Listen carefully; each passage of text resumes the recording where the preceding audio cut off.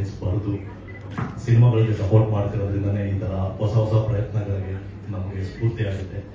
So ನಿಮ್ಗಳೆಲ್ಲರ ಶಕ್ತಿಯಿಂದನೇ ನಾನು ಈ ತರ ಸಿನಿಮಾ ಇಂಡಸ್ಟ್ರಿಯಲ್ಲಿ ಬರೀ ಆಕ್ಟರ್ ಆಗಿ ಇಲ್ಲದೆ ಬೇರೆ ಏನಾದ್ರು ಮಾಡಬಹುದು ಅನ್ನಿಸ್ದಾಗಲೇ ಒಂದು ಪ್ರೊಡಕ್ಷನ್ ಹೌಸ್ ಸ್ಟಾರ್ಟ್ ಮಾಡಬೇಕು ಅಂತ ಅನಿಸಿದ್ದು. ಆದ್ರೆ ನಿಮ್ಮೆಲ್ಲರಿಗೂ ಗೊತ್ತಿರೋ ಹಾಗೆ ನಾನೊಬ್ಬ ಕಲಾವಿದನ ಮಗ. ನನ್ನ ತಂದೆ 40 ವರ್ಷದಿಂದ ಇಂಡಸ್ಟ್ರಿಯಲ್ಲಿ ಇಟ್ಕೊಂಡು ಬಂದಿದ್ದವರು.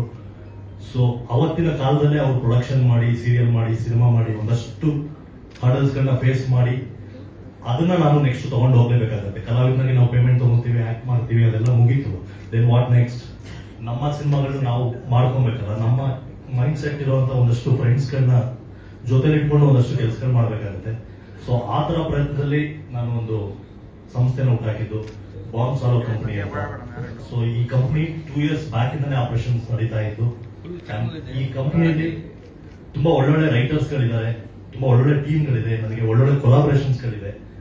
ಸೊ ಅದ್ಭುತವಾದ ಒಂದು ಸಿನಿಮಾಗೆ ಏನೆಲ್ಲ ಬೇಕು ಅದನ್ನೆಲ್ಲ ಬ್ಯಾಕ್ ಗ್ರೌಂಡ್ ವರ್ಕ್ ತುಂಬಾ ಚೆನ್ನಾಗಿ ಮಾಡಿದ್ವಿ. 0 ಸ್ಕ್ರಾಚ್ ಇಂದ ವರ್ಕ್ ಮಾಡಿದ್ವಿ. ಆಲ್ರೆಡಿ ನನ್ನ ಹತ್ರ 4 ಒಳ್ಳೊಳ್ಳೆ ಕಥೆಗಳಿವೆ. Why Java, then why Chakri sir ಈ ಪಿಕ್ಚರ್ಗೆ ಅಂತ ಹೇಳಿದ್ರೆ, ನನ್ನ ಬಿಚ್ಚುಗತ್ತಿ ಸಿನಿಮಾಯಿಂದನೂ ಬ್ಯಾಕ್ ಬೋನ್ ಆಗಿ ನಿಂತಿದ್ದಾರೆ ನನಗೆ ಚಕ್ರಿ ಅಣ್ಣ. ದೆನ್ ಪ್ರೆಸ್ ಅಲ್ಲಿ ಆಗಿರ್ಬೋದು, ನನ್ನ ಸ್ಕ್ರಿಪ್ಟ್ ಸೆಲೆಕ್ಷನ್ ಅಲ್ಲಿ ಆಗಿರ್ಬೋದು, ಯಾವುದೇ ಆಗ್ಲಿ ಪ್ರತಿಯೊಂದು ಹಂತದಲ್ಲೂ ಗೈಡ್ ಮಾಡ್ಕೊಂಡ್ ಬಂದಿದ್ದಾರೆ. ಸೊ ನಮ್ಮಿಬ್ಬರದ್ದು ರಿಲೇಷನ್ ಒಂದು 5-6 ವರ್ಷದ ಹಳೆ ರಿಲೇಷನ್.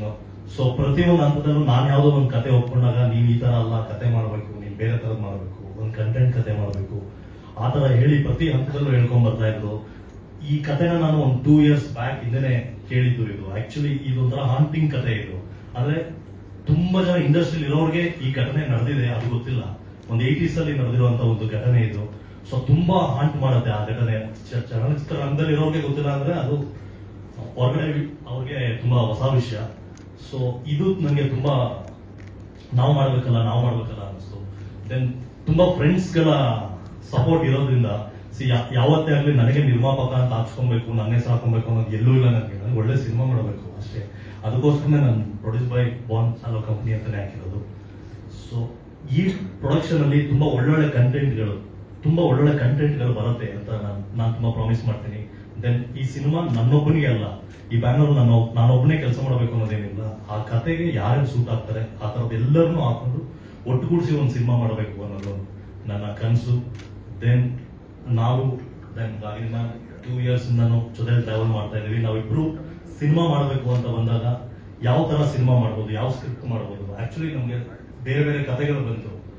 ಸೊ ತುಂಬಾ ದೊಡ್ಡದಾಗಿ ಏನಾದ್ರು ಮಾಡೋಣ ಅಂತ ಹೊರಟಾಗ ಈ ಕತೆ ಅಲ್ಲ, ಬೇರೆ ಯಾವ್ದೋ ಕತೆಗೆ ನಾವೆಲ್ಲ 3 ಜನನು ಸೇರಿದ್ದು ಆ ಕತೆ ಬಗ್ಗೆ ಎಕ್ಸ್ಪ್ಲೈನ್ ಮಾಡ್ತಾರೆ.